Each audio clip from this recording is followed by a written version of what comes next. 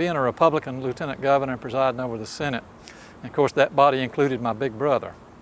And Senator Elliott always told me if I had any trouble with my big brother to let him know and he'd take care of it. But I always worked well with Dick. I was on the same side on a few issues and on the opposite side on a few issues, and believe me, it was more fun to be on his side. But we did work together, and we became friends, and we've remained friends. Well, the funny thing is my family has a little place at Cherry Grove, of course, and Dick and his family are there.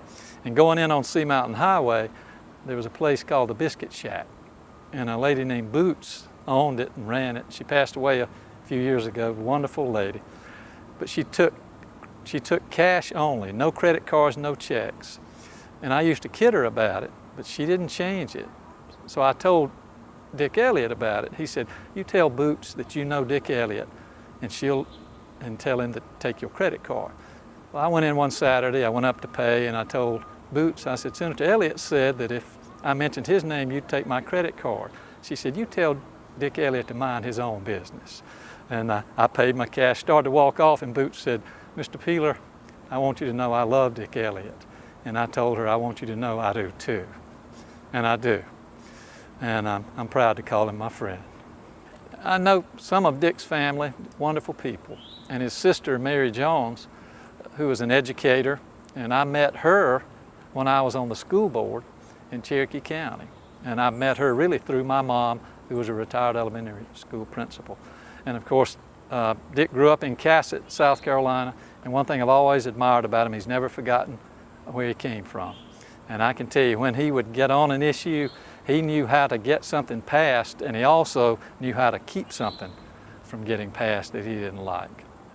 I've always had a lot of respect for him. And I could tell when Senator Elliott came in with a certain outfit on, I knew he was going to take the podium, and I knew we were going to be a while. And he was at the podium one time, and one of the senators came by and said, I don't think he can do this. I might raise a point of order. I said, well, you're welcome to, but you probably won't like my ruling. But anyway, we had a little bit of fun with it. And I mentioned earlier, my older brother Harvey has been in the Senate since 1981.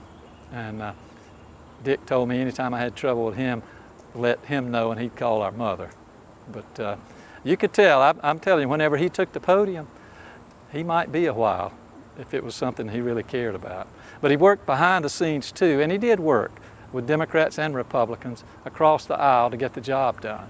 He knew, and I know I graduated from Clemson, he did, and I'm on the board of trustees at Clemson, and Dick never minded sharing with me when he thought we were doing something right or when we thought we were doing something wrong.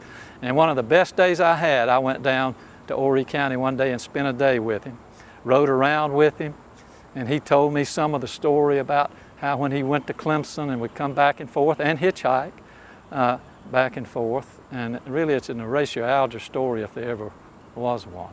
Dick Elliott would get the job done. It was about people, not politics with him. And he was one of these kind of people really that if he left a meeting or left a conversation and somebody asked me, is he a Democrat or Republican, you almost have to say, I really don't know. He was a proud Democrat, no question about that, and I respect that about him. But it was about people before politics when it came to Dick Elliott. Well, he worked on things that mattered to him, whether it was sewer, water issues, those kind of things, roads, bridges, the bypass, those kind of things. He tended to focus on things that mattered to people in their daily lives, and mostly about the budget. He's very conservative. And somebody asked me one time about trying to get him to join the Republican Party. I said, really, Dick Elliott's too conservative to be a member of any organized political party. But he cared about people. He cares about people, and he has never forgotten where he came from.